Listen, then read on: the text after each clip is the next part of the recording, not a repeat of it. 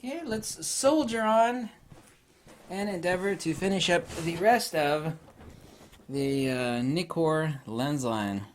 Doing the short review of all current production and NIKKOR lenses. Here we go. Here's the 300mm 2.8. This is the VR2 current production. I have 4 of these lenses, not the VR2, but 4 of the NIKKOR 300mm 2.8s. I have this lens also, absolutely A plus epic tits. Nikon owns it, even over that of Canon. The VR is awesome, the build quality is awesome. Japanese metal, perfection, expensive as hell. It'll run you about $5,000 used, but my God, it's worth it all day long for portraiture, sports action, wildlife. Awesome. Here's the perfect low profile, and I have this one as well. It's really obnoxiously expensive at $2,000. It's a 300mm f4 phase Fresnel lens from Nikon. Really tiny, really lightweight. You stick a 1.4 teleconverter on there, and you shouldn't put anything larger than that on there. It drops it by one stop, makes it a 300mm, makes it actually a 420mm f5.6. Absolutely awesome. It's worth every bit of the $2,000 Nikon is asking for it. Now, it is not ideal for rendering, like for black and white, for portraiture. This lens is specifically for lightweight capture of action. Something that doesn't weigh much, that can really reach out there and smack something.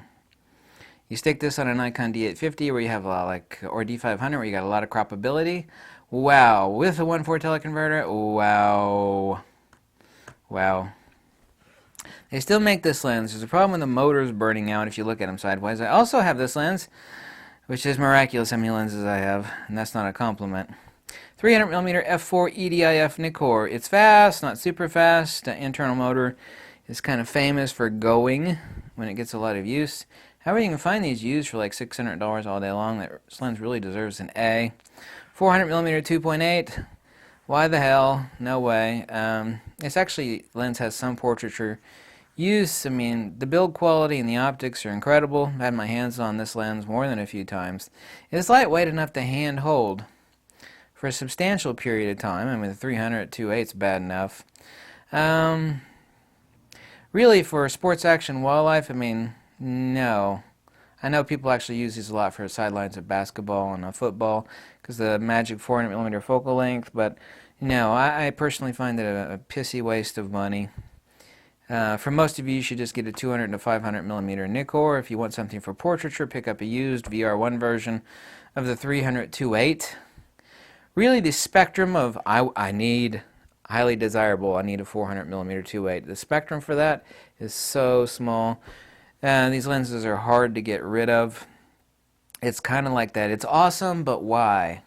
You ever seen some of those weird British cars? They're like, wow, that's awesome, but I would never want to buy it. That's what the 400mm 2.8 is. It's awesome, but its spectrum of desirability is pretty low. 500 used at aviation and other sports stuff. Perfect f4. This is the limit of hand holdability. You know, you hand hold it for a little bit, then you put it back down on your hip. It's an A+. Pretty damn expensive. The VR version, 500mm f4. Incredible. Much broader spectrum use than the 400 2.8. Like I said, with the 400 2.8, why? You know, you got a 200 to 500. If you need something for portraiture, pick up a 300 2.8. Yeah, 500 f4. Yeah. I have the 600 f4. This is the one lens I've desired for a long time. In any version, I have mine is a AFS motor, the same as this, same speed. The only thing this lens has that mine doesn't is an infinitely higher price tag with VR. But since this lens is not hand holdable, VR is a wonderful feature on this lens that nobody needs. Yeah.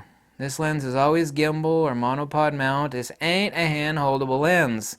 So it's wonderful that this lens is, excuse me, $13,000.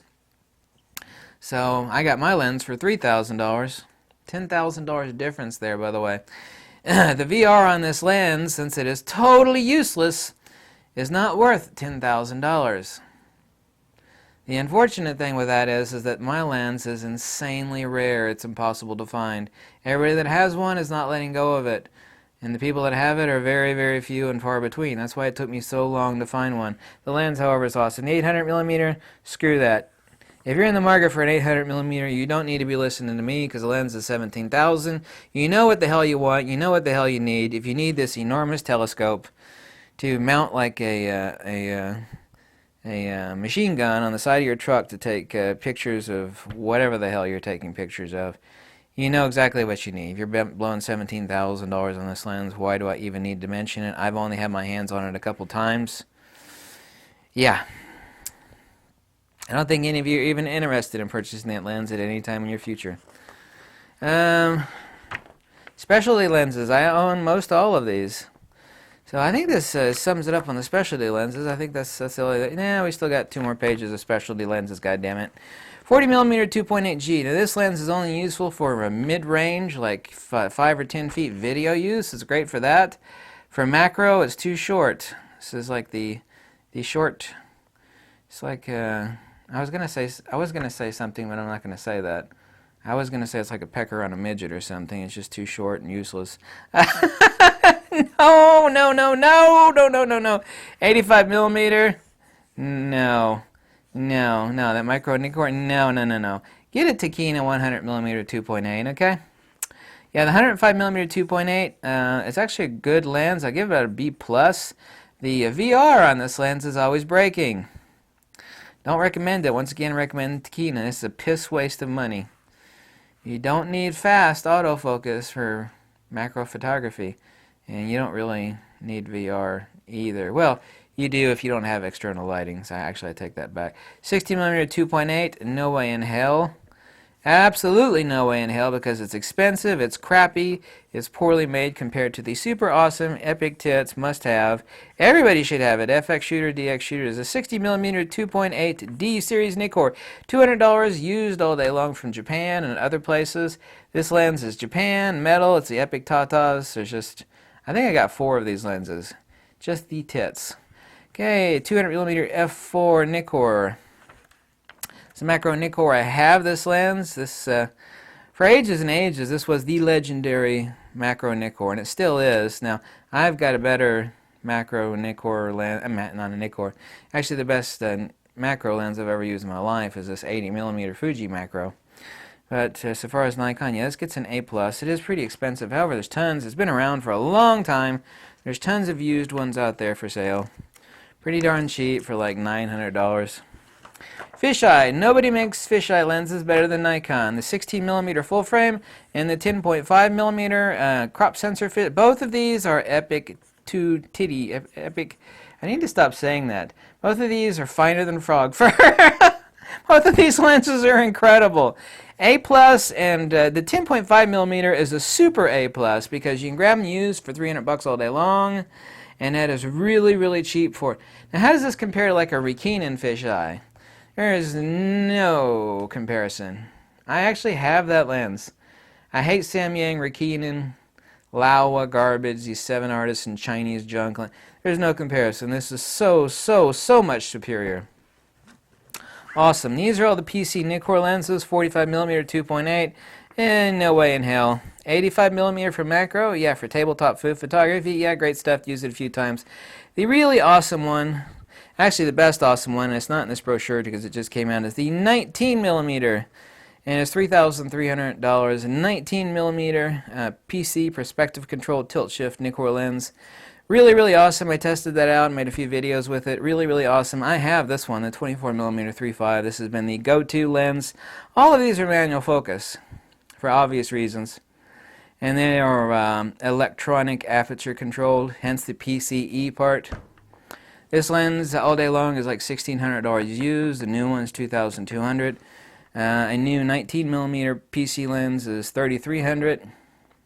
Really expensive, very fragile. The front element is very, very, very fragile. Wouldn't recommend either one of these. The 85 for macro, yes. Kind of, sort of, no way. If you're only doing macro and food photography, well, actually, really, it's for food photography. However, in that case, I just get a 24, crop in on the Nikon D850. 45mm, no way, 85 is okay.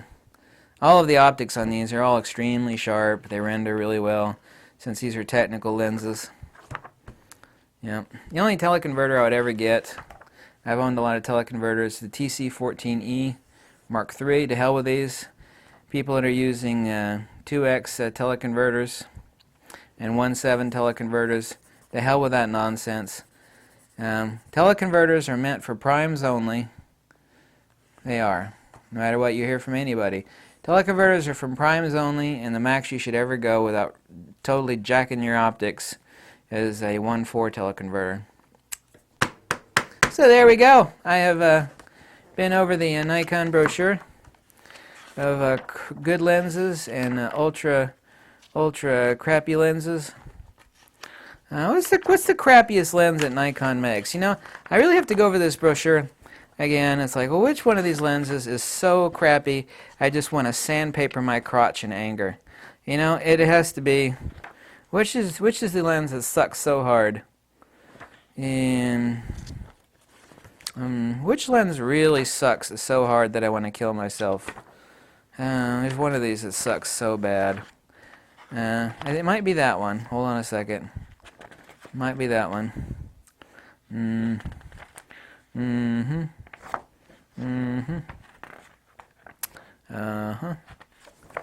I think it might be that one. The 80 to 400 millimeter NIKKOR. 80 to 400 millimeter NIKKOR. Yeah, the 80 to 400 millimeter that everybody asks me about. Oh, that lens is so sexy. So like I said, it's the Paris Hilton of lenses. It's really pretty on the outside, but it's sleazy and dirty.